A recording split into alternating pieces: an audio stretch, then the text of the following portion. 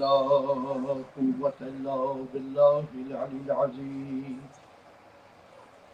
أعوذ بالله من الشيطان الرجيم. بسم الله الرحمن الرحيم. الحمد لله الملك القدوس العزيز الحكيم الرحيم الأمين. وهو الأول قبل كل أول والآخر بعد كل آخر. ووجب بالأوليته أن لا أول عنه، ووجب بالآخريته أن لا آخر له. والصلاة والسلام على حبيب الله وحبيبنا نبي الله ونبينا خير خلق الله أجمعين، سيد المرسلين وخاتم النبيين أبي القاسم محمد. اللهم صل على محمد وآل محمد. والصلاة والسلام على أهل بيته الطيبين الطاهرين المعصومين المظلومين المنتجبين المنتخبين، لا سيما بقية الله في الأراضين. اللهم صل على محمد وآل محمد. واللعنة الدائمة على أعدائهم أجمعين. أما بعد، فقد قال الله تبارك وتعالى في القرآن الحكيم وقاله الحق. بسم الله الرحمن الرحيم. فأقم وجهك لدين الله حنيفا فطرة الله التي فطر الناس عليها لا تبديل لخلق الله ذلك الدين القيم ولكن أكثر الناس لا يعلمون. اللهم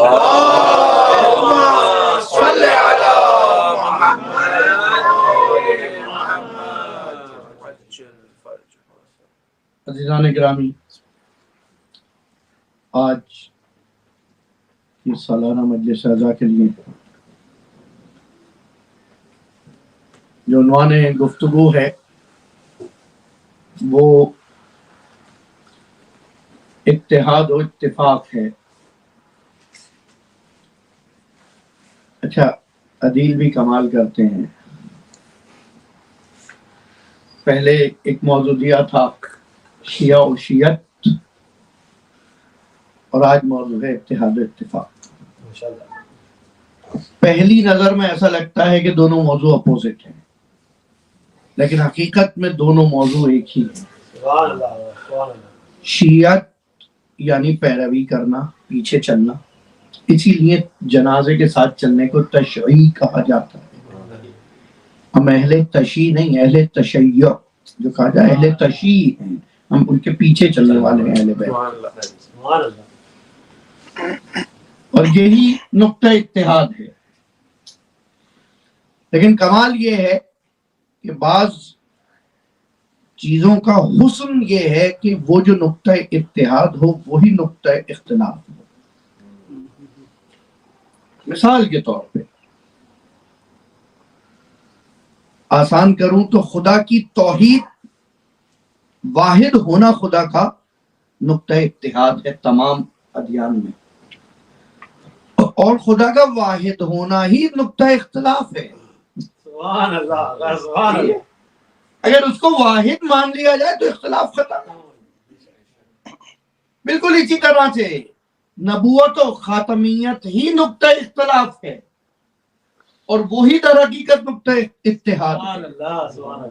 ولایت ائمہ طاہرین ہی نقطہ اتحاد ہے، اور وہی در حقیقت اس وقت ظاہراً نقطہ اختلاف ہے.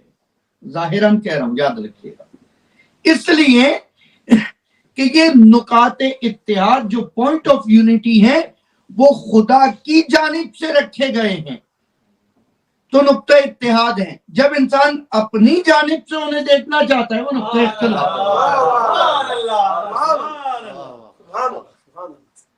اور ایک آسان مثال دے دوں. اس وقت یہ مائک ہم سب کے لیے جو ہے وہ مرکز نگاہ ہے. ٹھیک ہے، ہم سب اس کو دیکھ رہے ہیں، مجھ سمیت. اپنی مثال دیتا تو میں اس میں شامل نہ ہوتا. لیکن یہی نقطہ اختلاف ہے، کیونکہ جو دیکھ رہا ہے ایک انڈیویجول ڈائمینشن اور ڈائریکشن سے دیکھ رہا ہے. سبحان اللہ، سبحان اللہ. تو یہ اختلاف اس کی مشکل نہیں ہے، اختلاف ہماری مشکل ہے کہ ہم مختلف ڈائریکشنز میں موجود ہیں. اگر ہم ایک صف میں کھڑے ہو جائیں تو ہم کو یہ اختلاف نظر آنا ختم ہو جائے. سبحان اللہ. در حقیقت اختلاف فطرت کے اندر ہمیں نظر آ رہا ہے، اختلاف حقیقت میں وہ اتحاد ہے. ہر بیج زمین میں جا رہا ہے اور وہاں سے پھوٹ کے پودا بن کے نکل رہا ہے. یہ اتحاد ہے. ہر ایک کے پودا بننے کا وقت مختلف ہے. سبحان اللہ. ہر پودے میں پھول نکل رہا ہے، ہر پھول کا رنگ و خوشبو مختلف ہے. پھلدار درختوں میں پھل نکل رہا ہے، پھلوں کا اتحاد و اتفاق نہیں ہے. پھل نکلنے میں متحد ہیں، پھل کی لذت و ذائقے و رنگ و مہک میں مختلف ہے. یہ اختلاف ان کی فطرت میں رکھا گیا ہے کہ وہ مختلف رہیں. اگر وہ سب ایک جیسے ہوتے تو حسن کائنات ختم ہو جاتا. سبحان اللہ. بے شک. اگر ہم سب یہاں سے وہاں تک ایک جیسے دکھتے اور رہتے تو ہمارا حسن ختم ہو جاتا. لیکن کمال یہ ہے علیحدہ دکھنا ہے لیکن مختلف ہو کے رہتے ہوئے متحد ہو کے جھکنا ہے. سبحان اللہ. سبحان اللہ. دکھنا مختلف ہے، جھکنا متحد ہے. رہنا مختلف گوشوں میں ہے، سمٹنا ایک ہی نقطہ فرق ادا پہ. اسی لیے کہا ان الحسین یجمعنا، ہم سب نہ جانے کہاں کہاں سے. یہ حسین ہے جس نے جمع کر کے رکھا. سبحان اللہ. سبحان اللہ. بے شک. بے شک. سبحان اللہ. یہ سلوگن، یہ شعار، یہ نعرہ اربعین پہ جانے والوں کو جگہ جگہ سننے کو بھی ملتا ہے اور دیکھنے کو بھی ملتا ہے. اور جنہیں لکھا ہوا نہ سمجھ آئے تو انہیں حقیقت میں دکھ رہا ہوتا کہ ان الحسین یجمعنا، حسین ہے جو سب کو جمع کر کے رکھے. دیکھیے فطرت کے اندر پروردگار نے دونوں چیزیں رکھی ہیں. کچھ چیزوں میں میچنگ رکھی ہے، کچھ چیزوں میں کنٹراسٹ رکھا ہے. کنٹراسٹ خلاف فطرت نہیں ہے. اگر ہوتا تو باہر سارے پودے ایک جیسے دکھتے.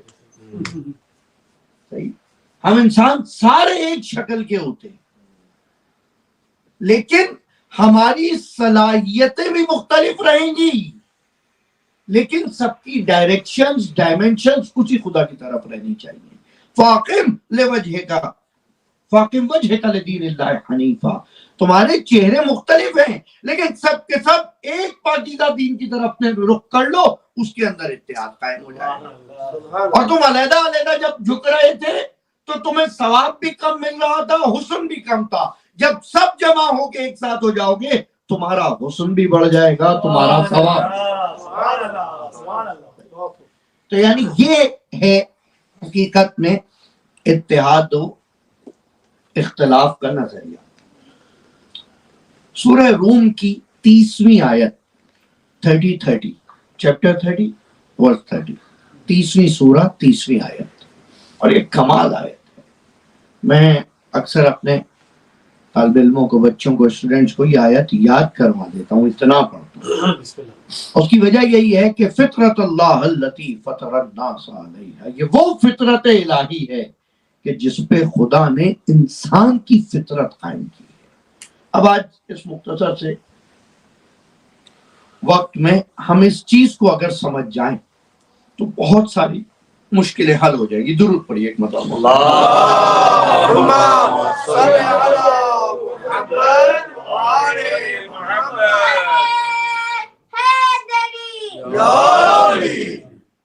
دیکھیے ہمارے پاس ایک جسم ہے، ایک روح ہے اور ایک نفس ہے.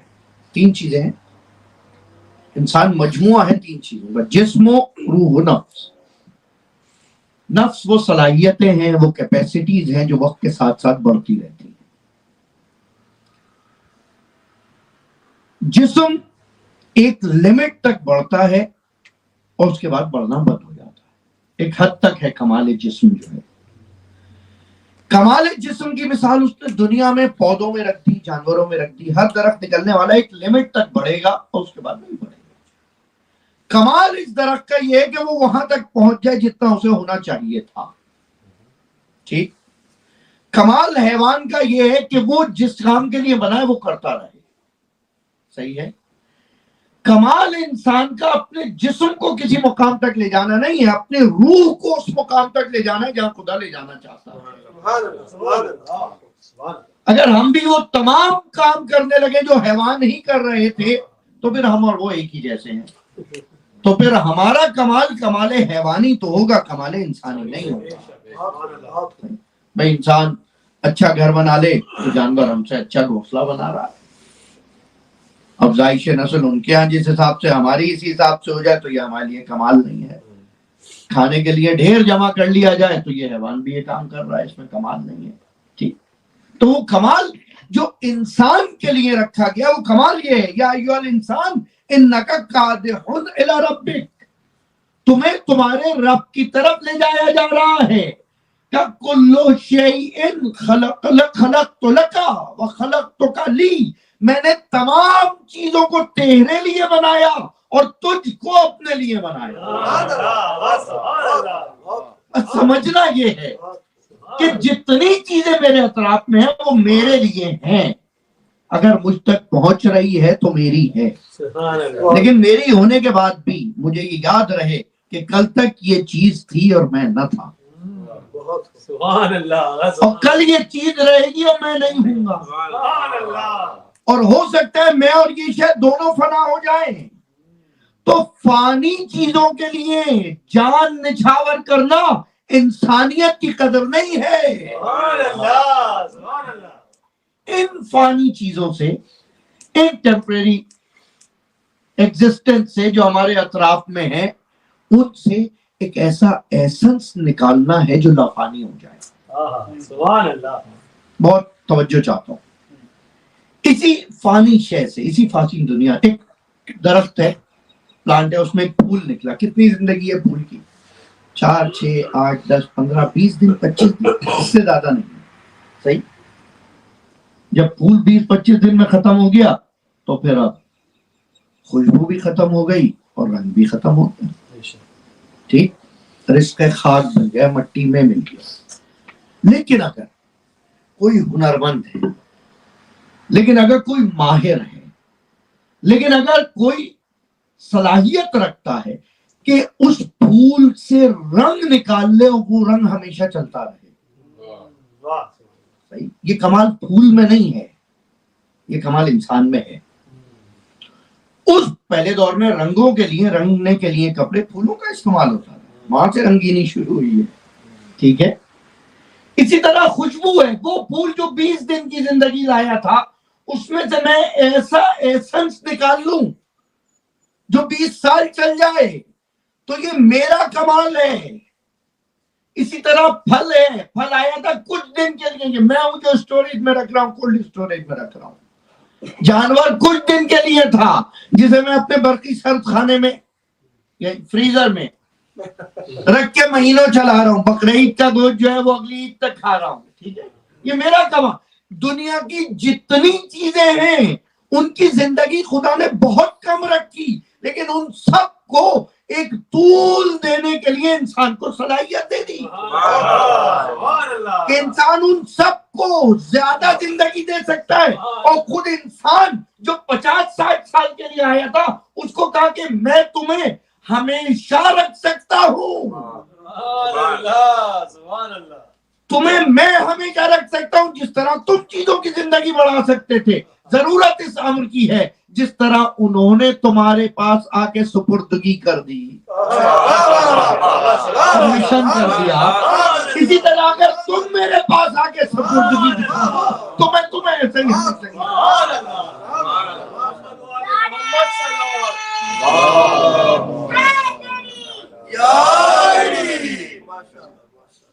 اب تک آنے والے سارے مذہب اسلام سے پہلے یا تو نام سے منسوب تھے یا علاقے سے منسوب تھے. سمجھ رہے ہیں؟ ارمانی تھا، ٹھیک، ارمنستان کا مذہب تھا، بدھ مت کا گوتم بدھ کی وجہ سے، عیسائی حضرت عیسیٰ کی وجہ سے، یہودی جناب یہود کی وجہ سے. اسلام محمدی نہیں کہلایا، اسلام کہلایا یعنی سبمیشن، تسلیم ہونا. جب بھی جو بھی جہاں بھی تسلیم ہوتا چلا جائے گا وہ دائرہ اسلام میں آتا چلا. سبحان اللہ سبحان اللہ. ذالک دین القیم، یہ ہے دین مضبوط، یہ ہے مضبوط دین. فاقم وجہک لدین اللہ حنیفہ، یہ پاکیزہ دین ہے جو فطرت کے مطابق ہے، بے شک. فطرت کے مطابق ہے. اس فطرت کا تعلق میری روح سے نہیں ہے، میرے نفس سے نہیں ہے، میرے بدن سے ہے، جسم سے ہے. اب پھر ایک اور فلسفہ سن لیجئے. جہاں مجھے سارے چہرے دکھنے لگے پھر میں کوئی ایسی بات مجبور ہو جاتا ہوں کرنے کے لیے کہ سمجھاؤں اور پھر ریئیکشن چیک کروں. درود پڑھیے ایک مرتبہ محمد.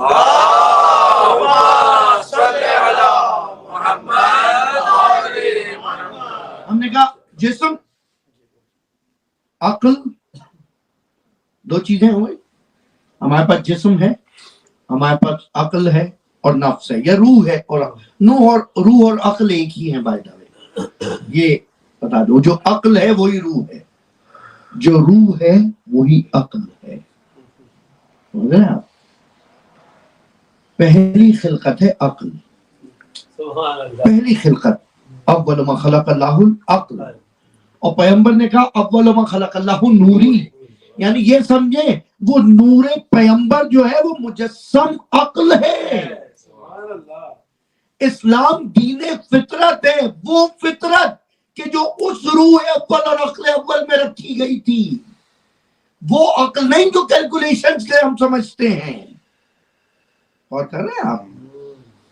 یہ عقل وہ نہیں ہے جو ہم کیلکولیشن، وہ عقل جو ہم کیلکولیشن کو ایکسپٹ کرتی ہے، اپروو کرتی ہے، سیکنڈ کرتی ہے. تو جو فطرت ہے انسان کی، آسان کر دوں مثال، فطرت انسان میں تھا کہ تمہیں غذا چاہیے.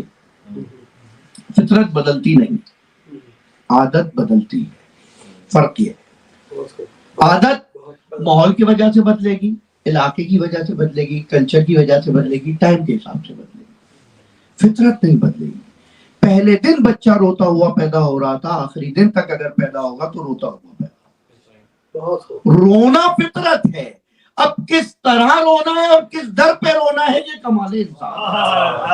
سبحان اللہ سبحان اللہ. جنہیں صحیح مقام نہ ملے رونے کا وہ جگہ جگہ روتے نظر آتے ہیں، سبحان اللہ.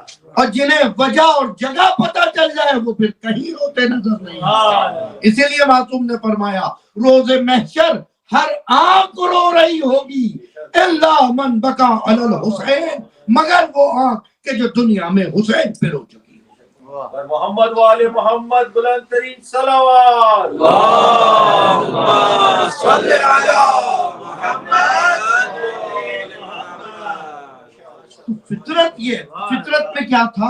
بچے کو غذا چاہیے، ٹھیک، یہ تھی فطرت. اب فطرت تھی جسم کا تقاضا، ضرورت جسم کرتے ہر وقت میں ضرورت ہے غذا کی. لباس کی ضرورت ہر وقت میں ہے. لباس ہوگا کیسے؟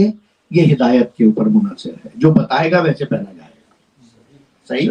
فطرت میں تھا کھانا حاصل کرنا. ہدایت ماں باپ جیسے بولیں گے بچہ ویسے کھانے لگے گا.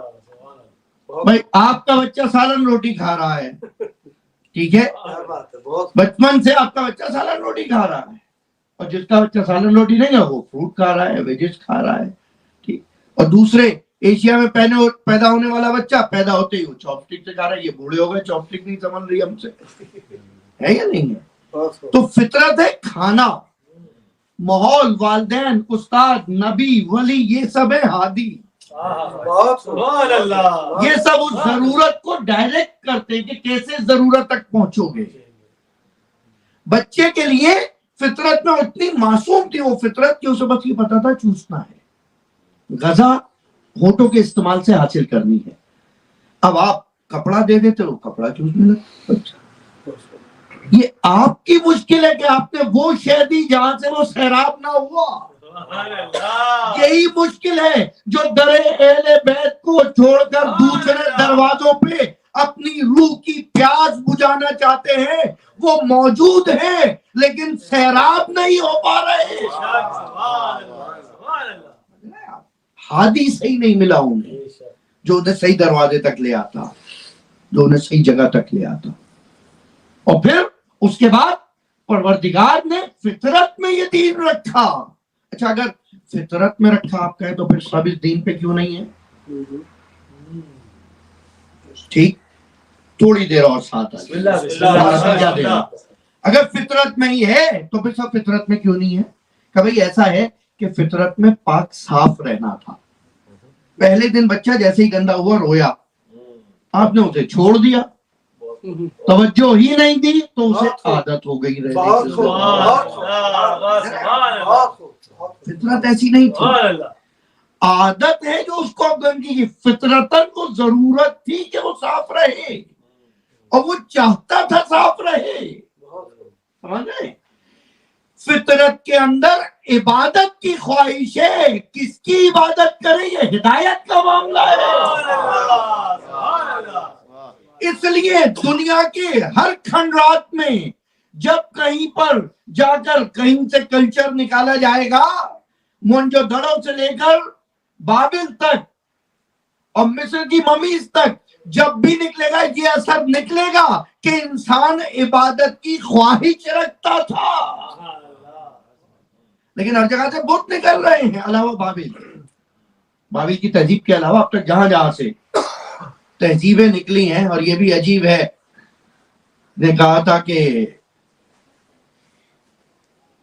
کلچر نکل رہا ہے منوں کے حساب سے، عبرت کی ایک چھٹاک برآمد نہ ہو سکی اور کلچر نکل رہا ہے منوں کے حساب سے۔ وہاں سے کلچر نہیں نکالنا ہے، آپ کو عبرت نکالنی ہے کہ یہاں جو دفن ہوا اس کے ساتھ گاڑی بھی دفن تھی، کھانا بھی دفن تھا، لال و جواہر بھی دفن تھے، لیکن وہ وہیں پڑا ہے جو ہے۔ وہ یہ تھا جو سمجھنے کا مدعا تھا، کم سے کم یہ بتایا کہ فطرت میں عبادت ہے۔ اب اس کو جیسے بتایا گیا اس نے وہ اپنا معبود تراش لیا۔ بہار کا بت ہے، خزاں کا بت ہے، جوانی کا بت ہے، شادی کا بت ہے، رزق کا بت ہے، مختلف علم کا بت ہے، زندگی کا بت ہے، پیسے کا بت ہے، یہ سارے بت تھے۔ خدا نے آ کر اپنے نبی کے ذریعے جو پیغام دلوایا وہ یہ تھا، لا الہ، ان سارے بتوں کو چھوڑو، یہ والا اختلاف نہیں چاہیے، لا الہ الا اللہ، اللہ پر متحد ہو جاؤ۔ اب جو اللہ پر متحد ہی نہیں ہو رہا اس میں خدا کی مشکل تھوڑی ہے، یہ خلق خدا کی مشکل ہے، سمجھ رہے ہیں؟ یہ مشکل خلق خدا ہے جو متحد نہیں ہو رہے۔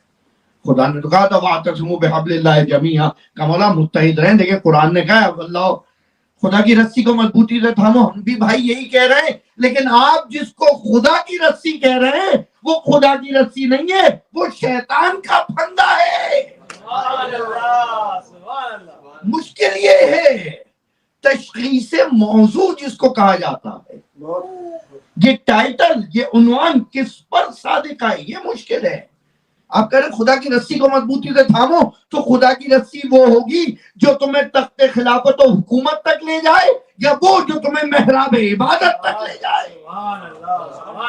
محمد بلال ترین صلوات، اللہم صلی علی محمد وآل محمد۔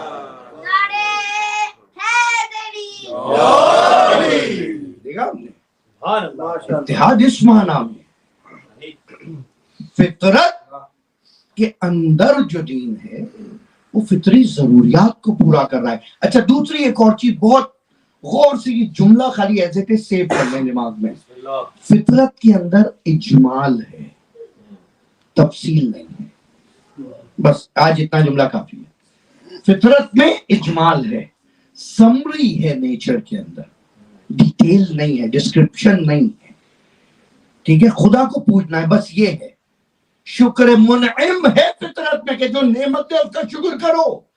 اب وہ کون ہے، کہاں ہے، کیسے شکر کرو گے بعد میں بات ہوگی۔ ایک نبی آئے گا، آتے ہی سب نہیں بتائے گا، پہلے کہے گا صرف لا الہ الا اللہ بولو بس، جب لا الہ الا اللہ بول دیا تو کہے گا اب تم نماز بھی پڑھ لو. جب نماز پڑھنے لگے تو کہے گا روزہ رکھو. جب روزہ رکھنے لگے تو کہے گا شراب چھوڑو. جب وہ چھوڑ دو گے تو کہے گا حج کرو. جب حج کرنے لگے تو کہے گا زکات دو، خمس دو، ہلکے ہلکے ساری چیزیں بتائے گا. اور جب سارے دینوں پہ عمل کرنے لگے تو اس قابل ہو جاؤ گے کہ تم سے اقرار ولایت علی بن ابی طالب لیا جائے.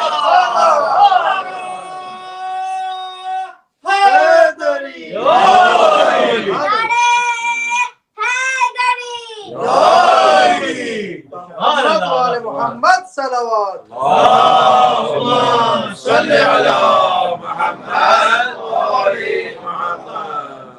ہر حکم شرعی اس اجمال کی ایک تفصیل ہے. ہلکے ہلکے اس کو ایکسپلین کر رہے ہیں، ڈسکرائب کر رہے ہیں نبی. اور اگر سب کو ڈسکرائب کرتے کرتے جس مقام پہ اگر خدا کہہ دے کہ آج دین کامل ہو گیا، آج میں راضی ہو گیا، آج سب مکمل ہو گیا، وہ اعلان ولایت ہوگا. تو اس کا مطلب یہ ہے کہ ہدف تو اس ولایت تک لے جانا تھا، لیکن وہاں تک جانے کے لیے ان مراحل کو طے کرنا ضروری تھا. اب اگر کوئی اس کے درمیان میں ہٹتا رہا تو وہ اختلاف کرتا رہا. اختلاف اس کا مسئلہ ہے، ہم تو کمال تک پہنچے ہیں. اتممت علیکم نعمتی، ہم اتمام تک پہنچے ہیں. اچھا، آپ نے کلاسز لینا شروع کی MBBS بننے کے لیے، 4 سال میں آپ بھاگ گئے، اور پھر آپ کہہ رہے ہیں آپ کو پھر بھی ڈاکٹر کہا جائے. کمال نہیں ہے؟ ہاں، آخر تک آ گئے. اچھا، آپ آخر تک آ گئے، پیپر بھی دے دیا آپ نے. اب اس کے بعد آپ عملی راستے میں بات نہیں مان رہے. کیسے آپ کو ڈاکٹر تسلیم کر لیا جائے؟ تو جہاں تک جو انسٹیٹیوشن آپ کو سند دے رہا تھا، سمجھ لیجیے یہ مثال، جو اتھارٹی آپ کو سند دے رہی تھی، وہ جب تک کہے گی ساتھ رہنا پڑے گا. دعا کرو یا تو 18 ذیلحج سے پہلے مر گئے ہوتے، لیکن اگر آپ باقی ہو تو یہ کہنا پڑے گا من کنت مولا ہو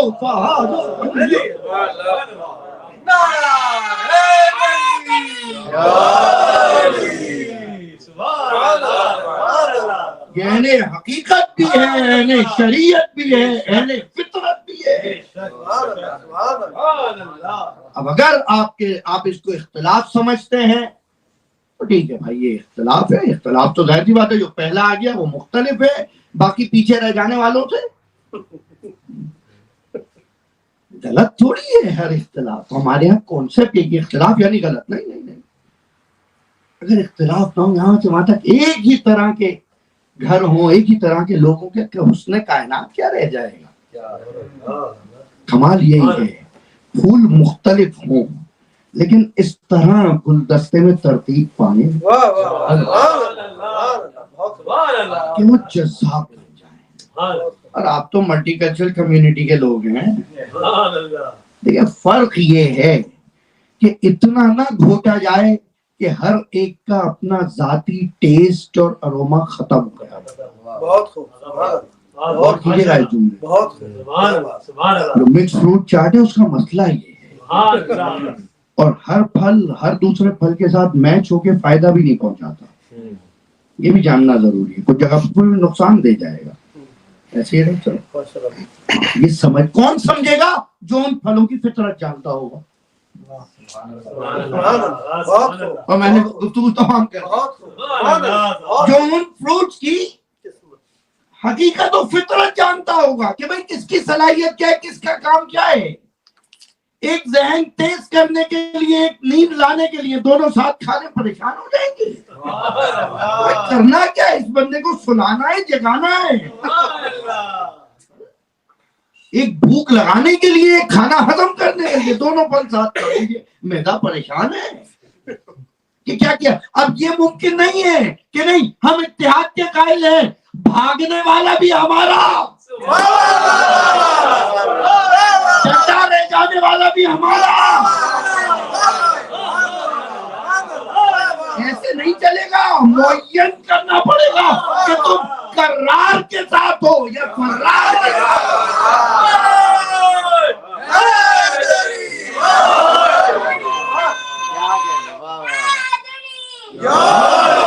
ایسے نہیں ہو سکتا کہ یزید بھی رضی اللہ رہ جائے، حسین بھی رضی اللہ رہ جائے۔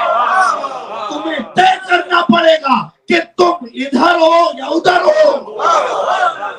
ادھر ادھر کی وضاحت کر دوں، تمہیں سوچنا پڑے گا، آج بتانا پڑے گا کہ تم جوانان جنت کے ساتھ ہو۔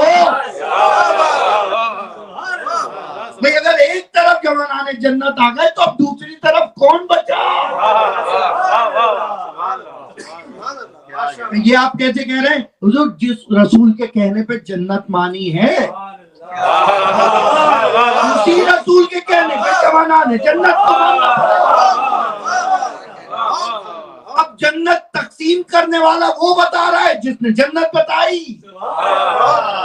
پیغمبر نے کہا جنت یہ ہے تو مان لیا، اور کہا علی قسیم النار والجنہ ہے تو سمجھ نہیں آ رہا۔ یہاں اختلاف ہو رہا ہے، جنت میں متحد ہے، قسیم النار والجنہ میں مختلف ہے۔ جنت میں متحد ہے، خاتون جنت میں مختلف ہے۔ جنت میں متحد ہے، جوانان جنت پہ اختلاف ہے۔ بھئی اب تمہاری مرضی، جوانان جنت ہمارے پاس، قسیم النار والجنہ ہمارے پاس، خاتون جنت ہمارے پاس، ابو سفیان تمہارے پاس، معاویہ تمہارے پاس، یزید تمہارے پاس۔ تمہیں تمہاری جنت مبارک، ہمیں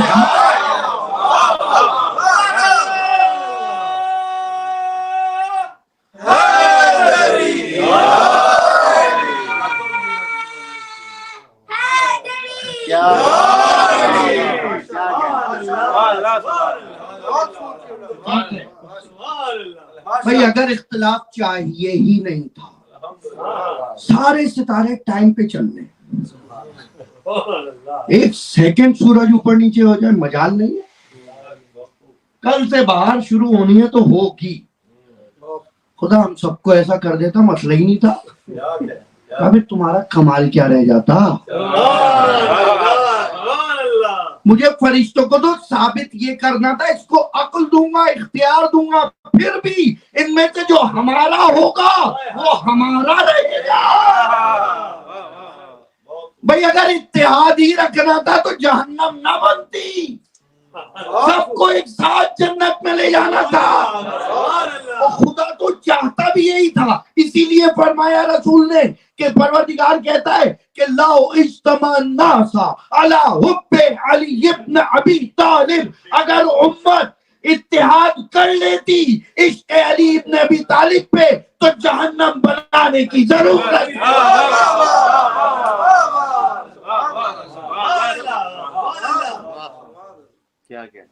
یہ تو ہماری نااہلی ہے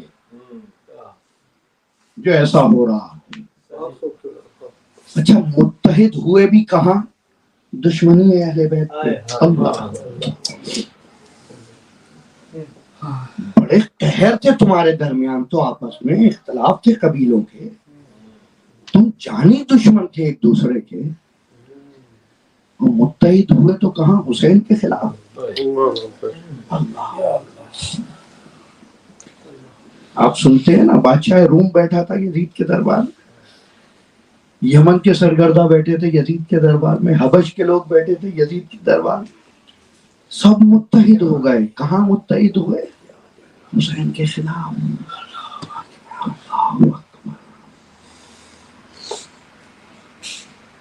اتحاد دکھایا بھی کس جگہ، لیکن خدا نے ثابت کرنا تھا کہ جو فطرت کے تحت ہیں وہ حق پر ہیں،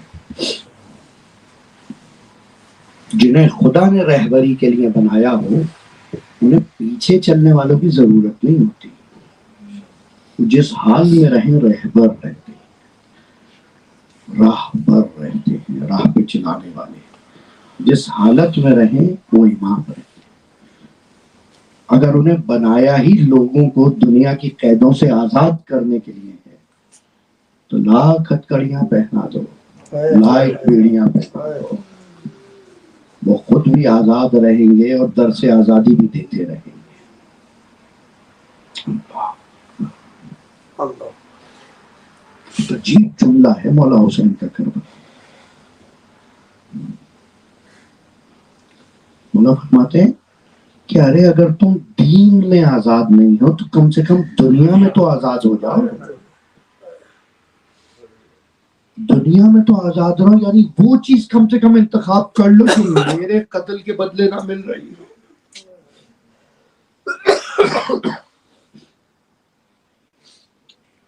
کماتے ہیں۔ مولا سجاد فرماتے ہیں کہ سب متحد ہو گئے تھے میرے مظلوم بابا کے مقابلے،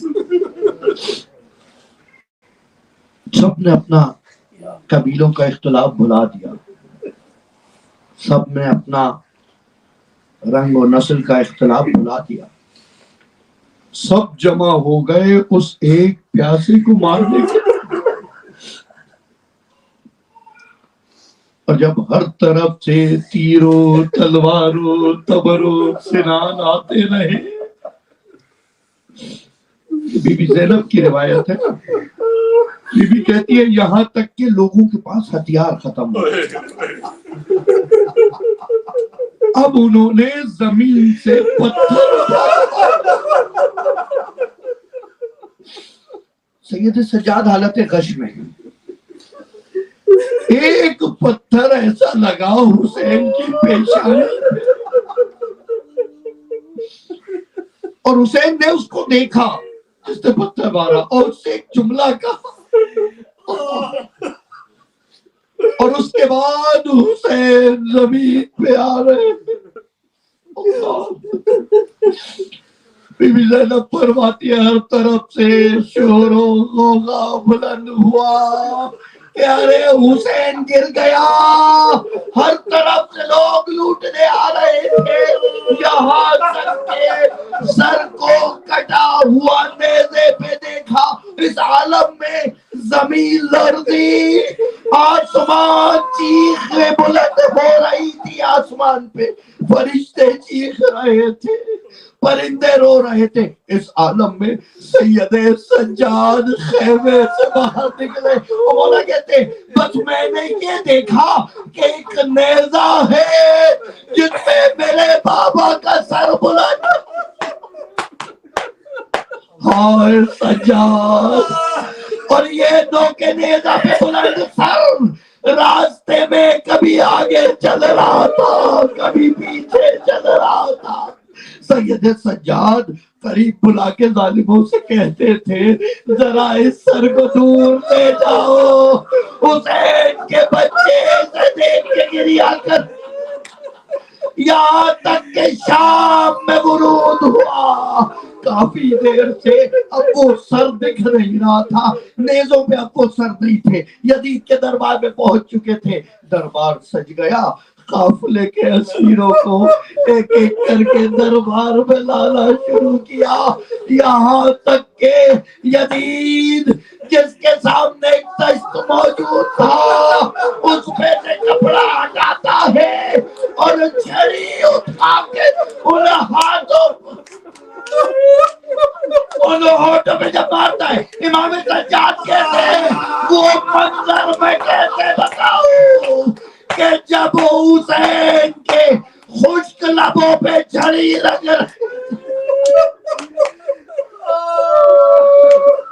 الا لعنت اللہ علی القوم الظالمین سیعلم الذین ظلموا۔ ماتم یا حسین